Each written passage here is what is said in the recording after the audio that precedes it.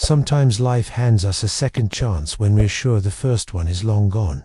Like the night a single dad crossed paths with his first love after decades apart. You won't want to miss how this story unfolds. Drop a comment with your favorite moment and hit subscribe to join us for more heartwarming journeys. The school gym hummed with noise. Parents in pressed shirts and neat dresses moved across the polished floor, their conversations blending into a steady buzz. Jason Miller tugged at the knot of his tie, wishing he'd had time to iron the shirt he'd already worn 100 times. 8 years of raising a daughter on his own had taught him how to mix exhaustion with pride. But tonight, after coming straight from the construction site and barely splashing water on his face, he felt every inch of the imbalance. Dust still clung to his work boots, and as he glanced around at the spotless shoes and crisp jackets of the other parents, he'd never felt more out of place. Beside him, his daughter Jassica squeezed his hand, her face lit with pure excitement that cut through the weight of his day. "Dad," Miss Carter said, "she really wants to meet you," she whispered, practically bouncing. "She's the coolest teacher ever, and she told the class my science project was the best." Jason smiled, warmth flooding his tired chest. In her bright eyes, he saw every reason he kept pushing forward. "Lead the way, kiddo," he said softly, letting her pull him through clusters of parents who seemed effortlessly put together. Jassica pointed across the room to a woman with her back turned. The woman wore a navy blazer, standing straight and composed, head tilted just slightly as she listened carefully to another parent. Something in that simple tilt, that quiet poise, stirred a memory Jason hadn't let himself touch in years. Then he heard a laugh, clear, warm, familiar, and it hit him like a hammer to the chest. He knew that laugh. The woman turned, and the gym seemed to tilt around him. Isabella Carter. For Jason, the crowded gym at Maple Ridge Elementary vanished. In his mind it was suddenly summer again. 20 years earlier, wide night sky overhead, whispered promises between two teenagers who thought they could outrun anything. He froze, breath snagging somewhere between shock and a memory that hurt more than he'd expected. Isabella's professional smile faltered. Her eyes widened when they met his. For a heartbeat, she looked just as stunned as he felt. Then her expression settled into a calm, practiced composure she'd never had back when he knew her. "Mr. Miller," she said, her voice gentle, a little hesitant but still loud enough to carry over the noise. "It's wonderful to finally meet you. Jassica is one of my brightest students." She held out her hand. The gesture was polite and formal, almost absurd, considering what they'd once meant to each other. He took it anyway. Her hand was warm, painfully familiar, and yet so far from the girl he remembered. "She talks about your class all the time," he managed, his voice lower than he meant. The silence stretched between them, thick and charged, until Jassica cut through it with pure, innocent curiosity. "You guys know each other?" she asked, eyebrows climbing. Isabella answered quickly, her tone carefully neutral. "We went to high school together." Jason nodded, forcing a smile, even as his mind reeled. He'd come expecting a simple update about his daughter's grades. Instead, he'd walked straight into a chapter of his past he'd thought was permanently closed. Standing there in the middle of the buzzing gym, he knew nothing about his life was going to feel quite the same again. Isabella gently let go of his hand, straightening a little, as if reminding herself of the role she was in now. When she spoke again, her voice held the steady confidence of a teacher used to standing in front of parents. "Jassica is an exceptional student," she said, glancing down at the little girl beaming with pride. Her project showed real creativity and critical thinking. "She's not only smart, she's kind. She's always the first to help another child who's having a hard time." Jason's chest swelled. Pride, yes, but something more complicated pressed at the edges of his control. He had always known his daughter was special, but hearing it from Isabellian, that voice he hadn't heard in 20 years, sent a whole wave of feelings crashing through him. He nodded, swallowing against the tightness in his throat. Part of him almost said, "She gets that from her mum," but the words stuck. The truth was, Jassica's compassion, her toughness, her resilience had grown out of the years the two of them had faced together, just him and his little girl. And now Isabella was seeing that in her, too. Isabella's gaze lingered on him, just a touch too long before she turned back to Jassica. "Why don't you show your dad where your project is displayed?" she suggested kindly, though there was a thin line of professionalism in her voice that told Jason she was bricking up a wall. "I need to finish speaking with a few more parents," but perhaps she hesitated, a flicker of something uncertain crossing her expression. Perhaps we could catch up later. Jason nodded again, too quickly, as if agreement alone could ground him. Sure, that sounds good. Inside, his heart pounded like it hadn't in years. As Jassica tugged him toward a corner of the gym, where colorful trifold boards stood in neat rows, Jason let himself glance back. Isabella was already talking with another couple, her smile polished, her gestures precise. But for the briefest moment, as she angled her head, her eyes went searching for his again. And there it was, the hint of the girl he once knew, buried under years of distance and grown-up expectations. He remembered those late summer nights at 18, the warmth of her hand in his, the promises they'd murmured under skies full of stars, her wild, unrestrained laugh, the way her eyes flared with fierce hope whenever she talked about the future, how she swore distance would never come between them. And he remembered, just as clearly, the long silence that followed when she stopped answering his calls. "Dad, look." Jassica's voice yanked him back. "They put my volcano right by the entrance." She pointed proudly at a project, a carefully painted volcano model, labels written in her neat, careful handwriting. Jason crouched beside her, forcing himself fully into the present. "Kiddo, this is incredible," he murmured, brushing a hand over her hair. "You did all this yourself?" "Well, Miss Carter helped a little," Jassica admitted with a grin. "She says science is about asking the right questions." Jason's mouth curved, even though his mind still buzzed. Science, questions, answers, those were things he usually understood. Nothing in that toolbox could explain the surge of emotion that had hit him the second Isabella turned around. He stood, and his eyes drifted back across the gym, catching sight of her as she leaned toward another parent, listening closely. That same head tilt, that same quiet patience he'd once adored. The rest of the night passed in a blur of polite small talk, student artwork, and the steady rhythm of families drifting in and out. But underneath it all ran a current Jason couldn't ignore. Isabella wasn't just a memory anymore. She was Jassica's teacher, which meant, whether he liked it or not, she was part of his world again. As the crowd thinned and the noise died down, he met her gaze one more time. This time, her smile was softer, almost unsure, and she gave him the slightest nod. Yes, to the later they'd left hanging. He exhaled, realizing that no matter how carefully she tried to keep her distance, something unspoken still linked them, something neither of them had ever fully left behind. Saturday arrived with a crisp bite in the Portland air, the kind of autumn chill that carried both nostalgia and possibility.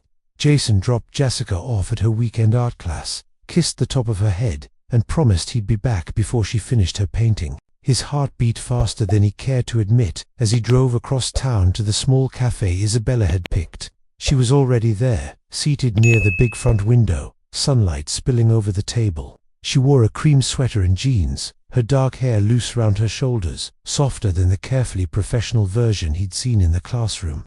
For a moment he just stood in the doorway, remembering the girl who used to nod off against his shoulder during late-night study sessions. Then he made himself move, each step dragging him closer to a past he'd tried to bury. "Sorry I'm late," he said as he slid into the chair across from her. "Jassica's class is clear across town." Isabella smiled, fingers wrapped around her mug. "Don't worry, I just got here myself." He ordered a black coffee, the cheapest thing on the menu, and sat, not sure where to even start. Almost at the same time, both of them spoke, so they stopped, laughed at the awkward overlap. The laugh was small, but it cracked the tension, briefly snapping them back to the easy rhythm they once had. "You first," Jason offered. Isabella hesitated, then wrapped both hands around her cup like it steadied her. "I owe you an explanation," she began quietly, "about how things ended between us." She paused, looking him straight in the eye. "I was young, Jason, and I was scared. My parents had just divorced. My dad was pushing me to think about my future networking careers, people who could help me get ahead. He introduced me to someone, a businessman's son, and I told myself that was the smarter choice." Her voice tightened. "Instead of being honest with you, I just disappeared. And by the time I realized how wrong I'd been, months had passed. I convinced myself you'd moved on." Jason listened as that old ache stirred. It wasn't as sharp as it had once been. 2 decades had sanded the pain down to a dull scar. He leaned back, his gaze steady. "Life happens," he said. "We were kids. I won't pretend it didn't hurt, but we were still kids. Relief flickered across her face, though regret still sat there, honest and clear. "You deserved more than silence," she said softly. He nodded, taking a slow sip of coffee. "Maybe, but my life took its own turn, too." He hesitated, then exhaled. "I got married not long after college. For a while, things were good. Then Jassica was born, and it didn't take long for Amanda to realize she wasn't built for being a mom. She left when Jassica was 2. Haven't seen her since." Isabella's eyes softened. "That must have been incredibly hard." "It was," Jason admitted, staring into the swirl of his coffee, "but she and I figured it out. I stepped down from management at the firm so I could move to construction. Longer days, but more flexibility, gave me time with her. Money's tighter, yeah, but we manage." He looked up, voice firmer. "She's my whole world. I wouldn't trade it." Isabella's hand drifted across the table, stopping just shy of his. "She's amazing, Jason," she said, "and that's because of you." For a moment, they just sat there, the noise of the cafe clinking cups, low chatter, the hiss of steamed milk fading into the background. When Jason finally spoke again, his voice carried something heavier, more vulnerable than he expected. "You know, I thought the past was dead and buried," he said, "but sitting here with you, I remember why I cared so much, why losing you hurt like it did." Isabella's eyes shimmered. "I never stopped wondering about you," she whispered. In that fragile, unguarded moment, 20 years' worth of weight seemed to lift just enough to make room for something else, something lighter, something that felt a lot like hope. After that Saturday, seeing each other stopped feeling strange. One coffee turned into another, then quietly became a routine. On some afternoons, Jason would meet Isabella after school, with Jassica at an after-school program nearby. They'd stroll slowly through the streets of Portland as the sun dipped, talking about everything and nothing. Sometimes they laughed like they were teenagers again. Sometimes they walked in thoughtful silence, their steps easy, like two adults carrying years of history but finding comfort in simply sharing space. On weekends, Jassica became the bridge neither of them had to name. "Dad, can Miss Carter come to the park with us?" she asked one Saturday, clutching her bike helmet. Isabella answered yes before Jason could. Soon, the three of them were walking the riverside path, together, Jassica pedaling ahead on her bike, while Jason and Isabella trailed behind. Watching them stirred something dangerous and tender inside him, like he was being shown a picture of a life he hadn't even known he was missing. The pattern deepened. Isabella began dropping by their little apartment on weeknights, technically to help with science projects. She leaned over the kitchen table with her, sleeves rolled up, showing Jassica how to build volcanoes, solar systems, and homemade circuits. Her laughter tangled with Jassica's giggles, filling every corner of the cramped space until the place felt brighter than it had in years. Jason often found himself leaning against the doorway, arms folded, just watching them. It felt like staring at a scene from a life that didn't quite seem real, and yet he wanted desperately to believe it was. Sometimes she stayed for dinner. Nothing fancy, pasta, tacos, whatever he could put together, but she sat at the scarred table while Jassica chatted about planets and experiments. Isabella listened with full attention, and Jason sat across from them, quietly stunned at how easily she fit into the picture. Their family of 2 had stretched, without warning, into something that felt like 3. But as the days passed, Jason started noticing details he couldn't ignore. Her car was new and sleek, its leather interior still smelling fresh, not exactly standard for a 5th-grade teacher's salary. The watch on her wrist was simple but expensive, the kind of thing you didn't pick up on sale at the mall. And when they went to the museum together one weekend, their tickets were upgraded to a private tour before he could even pull out his wallet. The staff greeted her like she was someone they recognized, important, familiar. Not just Miss Carter, teacher at Maple Ridge, but something more. Jason tried to brush it off. Maybe she had savings. Maybe her family had money. Maybe she had old connections from another career. But the questions kept circling in his mind. Why had she really walked away from the corporate future she once talked about non-stop? Why did she dodge his questions whenever he asked about her life beyond the classroom? He told himself it didn't matter. She was here. She was kind to Jassica. She lit up their nights, but doubt gnawed at him. If he didn't really know who she was now, what exactly was he letting into his daughter's life? The clues piled up. The museum trip was just the start. Jassica bounced into the apartment one evening waving a packet like it was treasure. "Dad, Miss Carter got me into the robotics workshop, the one with real engineers. Jason's stomach dropped. He knew that program. The cost was more than 1 month's rent. He forced a smile for his daughter's sake, but when he glanced at Isabella, her reassurance came too fast. "There's a fund for promising students," she explained smoothly. "It's no problem, no problem." The phrase echoed long after she left, her luxury car gliding away from the curb. Later that night, after Jassica had gone to bed, Jason sat at the kitchen table staring at his stack of unpaid bills, wondering how she could move through life without ever having to count like he did. It wasn't just the car, or the museum, or the scholarship. It was the way her clothes always fit just right, the way strangers in public seemed to acknowledge her with subtle respect, the way she slipped around questions about her recent past with practiced ease. At first he told himself it didn't matter. She showed up, she cared, she made his daughter happy, but the doubt kept digging. One night, once Jassica was asleep, Jason opened his old laptop. The glow of the screen was the only light in the apartment. For a long moment he just stared at the cursor, guilt twisting in his chest. Then he typed her name. What came up punched the air out of him. Article after article filled the screen. Isabella Carter, visionary CEO of Horizon Tech Labs. Headlines about her meteoric rise, about billions in revenue she'd overseen, about a reputation built on both sharp intelligence and unusual generosity.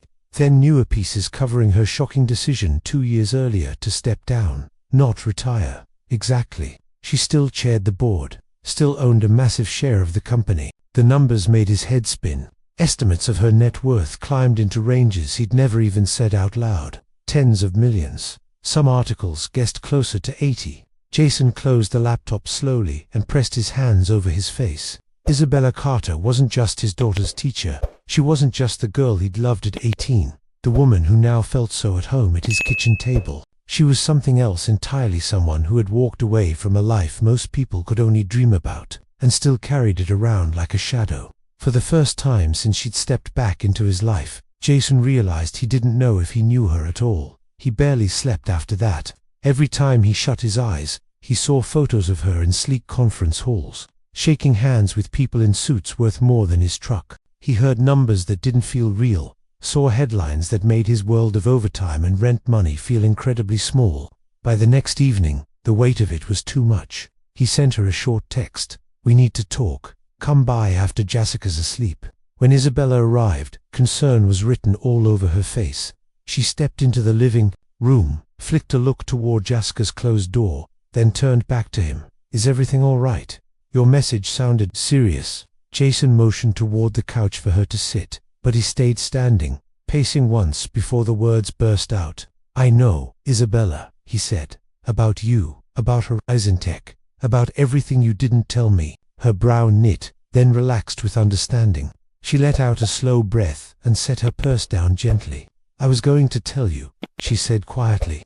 "I just like being myself around you." Not Isabella Carter, former CEO of Horizon Tech Labs, just Isabella. He shook his head, frustration edging his voice. "You didn't trust me enough to be honest." "It wasn't about trust," she insisted. Standing to, she stepped closer, searching his face. "Jason, when people know that part of my life, everything shifts. I stop being a person and turn into a story, or a wallet, a headline. With you for the first time in years, I wasn't any of that. I was just the girl you used to know. That mattered to me." Jason raked a hand through his hair. "Do you hear how that sounds from where I'm standing? I've been picking up extra hours just to cover school supplies and keep the power on. And all this time, what? You've been playing teacher, trying out a normal life with us because it made you feel grounded." The words came out harsher than he meant, but once spoken he couldn't pull them back. Isabella flinched, like he'd physically hit her. When she spoke, her voice shook, but her eyes stayed steady. "Is that really what you think?" she asked. "That I'm here out of pity? That Jassica's smile, or the nights at your table, or the way I—" She broke off, swallowing hard. "None of that is pretend." He looked away, jaw tight. "I don't know what to think. The Isabella I knew didn't have $80 million. She didn't keep parts of herself hidden from me. The girl you knew hadn't learned yet how ugly people can be when money's involved," she said, voice raw. "Do you know what it's like to walk into every relationship wondering if they care about you or what you can give them? To never be sure what the real motive is? His anger faltered, replaced by something he didn't want to name. She stepped closer still, lowering her voice. I should have told you sooner. I was scared of losing this, of losing you. But nothing about how I feel about Jassica's a lie. That's the only part I need you to believe. Her words hung between them, fragile as glass. Jason's heart pounded, strung between hurt and the sincerity in her eyes. He wanted to trust her. He wasn't sure he could. And then, so softly he almost missed it, she whispered, I love you. The floor seemed to shift under his feet all over again, just like it had that night in the gym when he'd seen her for the first time in 20 years. For the next several days, Jason kept his distance. He answered her messages, but his replies were short, careful, just enough to be polite, not enough to reopen anything. Of course, Jassica noticed. Kids always do. Why hasn't Miss Carter come over to help with my project? She asked one evening. Frowning, Jason forced a smile. She's just busy with school stuff, he said, though the hollow in his chest told him that wasn't the whole story. On the fourth day, his phone rang while he was on a construction site across town. The caller ID made his stomach drop. Maple Ridge Elementary. Dust still clung to Jason's gloves when the call came. Mr. Miller, the nurse said Jassica took a fall. We think it's a sprain, you should come. Jason's world narrowed to one point. He dropped everything and raced to the school. Jassica sat on the cot, her wrists swollen beneath an ice pack, and beside her, kneeling gently, was Isabella. Dad, Jassica said bravely. Miss Carter stayed with me. Isabella stood. I was on lunch duty. I didn't want her alone. Thank you, Jason said, voice rough with relief. After deciding she needed an X-ray, he gathered her things. But Isabella followed him into the hallway. Jason, I know someone. The best pediatric orthopedic specialist in the state. Let me call her. His pride pushed back, then he looked at Jassica's pale face. He swallowed his resistance. Okay, he murmured. Thank you. Hours later, Dr. Reynolds confirmed the fracture was minor. A purple cast. 4 weeks of care, she'd be perfectly fine. Isabella stayed the whole time, holding her hand, keeping her calm. She even insisted on driving them home. With Jassica asleep in the back, Isabella finally whispered, I miss you, both of you. Jason stared out the window, heart tight. I miss you too. That evening, after settling Jassica on the couch, Jason stepped out onto the balcony. Isabella joined him quietly. She was so brave today, Isabella said. She's had to be, Jason replied. I've tried to carry the hard parts alone. Isabella's gaze softened. You've given her safety and love. That's more than enough. But Jason's old battle rose again, pride versus need. I don't know how to let you help without feeling like I'm failing, he admitted. Since Amanda left, I've had to prove we didn't need anyone else. Isabella touched his arm lightly. Letting someone care isn't weakness. Love isn't charity, it's partnership. He looked away. I can't be a project or a burden. You're not, she said, threading her fingers through his. I fell in love with who you are, not what you lack. He finally met her eyes, defenses breaking. I'm falling in love with you too, and it scares me. It scares me too, she whispered. That's how we know it's real. Their kiss was slow, steady, a promise. The months after found their rhythm. Jason earned a site manager promotion, proud to provide for his family. Isabella kept teaching at Maple Ridge, choosing purpose over the fortune she'd left behind. Together they learned to balance independence with partnership. When Isabella opened a college fund for Jassica, Jason pushed back, then softened. This isn't charity, she told him. It's family. Their days filled with shared dinners, homework sessions, farmers market mornings, and evenings where laughter replaced loneliness. A year later, Isabella's grandmother Helen visited. Jassica kept asking Jason, do you think she'll say yes? After dinner, Jason knelt beside Isabella. When we were 18, I didn't know what love was, he said, but what I feel for you now is real. He opened the velvet box. I can't promise riches, but I can promise loyalty, love, and my choice every day. Isabella Carter, will you marry me? Her tears answered before her voice did. Yes, absolutely yes. Jassica squealed. Helen smirked proudly. I told you he was the right one. Their backyard wedding was simple, perfect. Jason built the arch. Isabella and Jassica decorated it with wildflowers. Their vows were honest, built on everything they had survived. Life afterward wasn't fantasy, it was real, better than perfect. They welcomed a baby boy, Noah. Jassica grew into the best big sister. Evenings were filled with homework, cooking, laughter, and porch swings under Portland's stars. "Funny," Jason would say, holding her close. "All of this started at a parent-teacher night." Isabella would smile. "It wasn't one night, it was a second chance and we didn't waste it." Their story became proof that the best families aren't built from perfect beginnings, but from courage, forgiveness, and love that chooses to stay. And don't forget to subscribe for more evergleam stories of love, redemption, and human courage. Your likes, comments, and shares keep this community growing one heartfelt chapter at a time.